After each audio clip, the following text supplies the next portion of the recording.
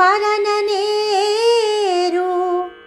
ಇದರೊಳಗೆ ಪಾಂಡವರಿರಿಸಿ ಹೋದರು ಕೈದುಗಳ. ಮಿಗೆ ಹರಣ ಭರಣ ಕ್ಷಮೆಗಳಲ್ಲಿ ನೀನೆನಗೆ ನೀಡು ಎನಲು.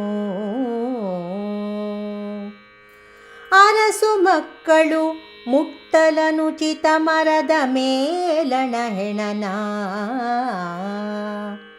ಇದೇ ನೈವರ ಬೃಹನ್ನಳೆ ಮತ್ತೆ ಕೆಲಸವ ಹೇಳು ತನಗೆ ಎಂದ.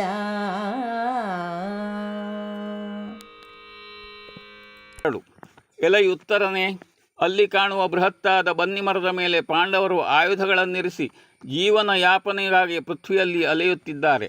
ನೀನೀಗಲೇ ಮರವನ್ನೇರಿ ಅವುಗಳನ್ನು ಕೆಳಗಿಳಿಸುವೆಂದಾಗ ಉತ್ತರನು, ಎಲೈ ಬೃಹನ್ನಳೆಯೇ, ಆ ಮರದಲ್ಲಿ ಹೆಣವೊಂದನ್ನು ನೇತು ಹಾಕಲಾಗಿದೆ. ನಾನೊಬ್ಬ ಅರಸು ಮಗನಾಗಿ ಶವವನ್ನು ಮುಟ್ಟುವುದೇ? ಅದು ಸಾಧ್ಯವಿಲ್ಲ. ಅದನ್ನು ಶಾಸ್ತ್ರ ಒಪ್ಪದು.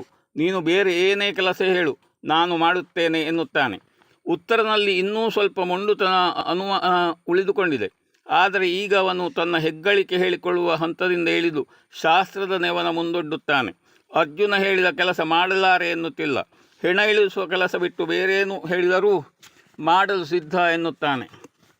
ಪಾಂಡವರನ್ನು ಅವನು ಈವರೆಗೆ ನೋಡಿಲ್ಲವಾದರೂ ಅವರ ಚರಿತ್ರೆಯನ್ನು ಕರ್ಣಾಕರ್ಣಿಕೆಯಾಗಿ ಕೇಳಿದ್ದಾನೆ. ಅವರ ಕುರಿತು ಅಪಾರ ಗೌರವವಿದೆ. ತಾನು ಅರ್ಜುನನಂತಹ ವೀರನೆಂದು ಆತ ಹೆಗ್ಗಳಿಕೆಗಾಗಿ ಹೇಳಿಕೊಳ್ಳುತ್ತಿದ್ದರೂ ಅವನಂತೆ ತಾನಾಗಬೇಕೆಂಬ ಹಂಬಲ ಆತನ ಒಳಮನಸ್ಸಿನಲ್ಲಿ ಸುಪ್ತವಾಗಿದೆ. ಹಾಗಾಗಿ ಇನ್ನಷ್ಟು ಪ್ರೋತ್ಸಾಹಿಸಿದರೆ ಆತ ಸರಿದಾರಿಗೆ ಬರುತ್ತಾನೆ ಎಂದು ತರ್ಕಿಸಿದ ಅರ್ಜುನ ಉತ್ತರನಿಗೆ ಧೈರ್ಯ ನೀಡುತ್ತಾ ಹೇಳುತ್ತಾನೆ, ಹೊರಗೆ ತೊಗಲಲಿ ಬಿಗಿದು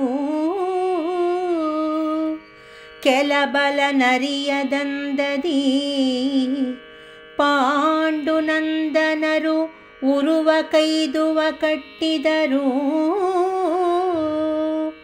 ಹೆಣನಲ್ಲ ತೆಗೆಯನಲು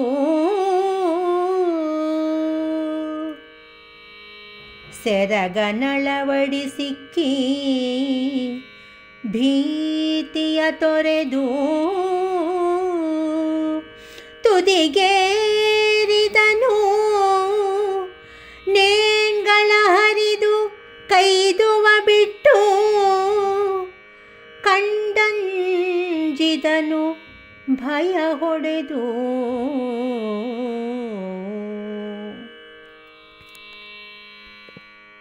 ಅಯ್ಯ ಭೂಮಿಂಜಯ, ಅದು ಹೆಣವಲ್ಲ.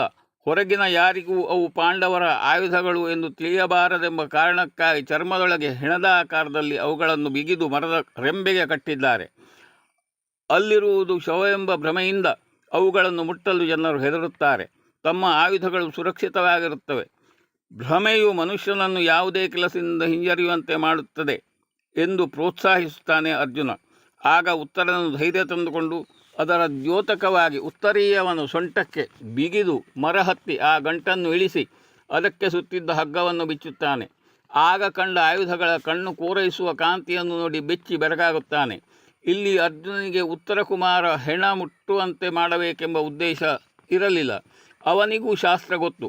ಮೇಲಾಗಿ ಅಜ್ಞಾತವಾಸವು ಸುಲಭವಾಗಿ ಮುಗಿಯುವಂತೆ ಆಶ್ರಯ ನೀಡಿರುವ ಅರಸೊತ್ತಿಗೆಯ ಬಗ್ಗೆ ಕೃತಜ್ಞತೆ ಇದೆ. ಅವನಿಗೆ ಇದ್ದುದೊಂದೇ, ಅದು ಎತ್ತರಕ್ಕೆ ಇರಬೇಕು.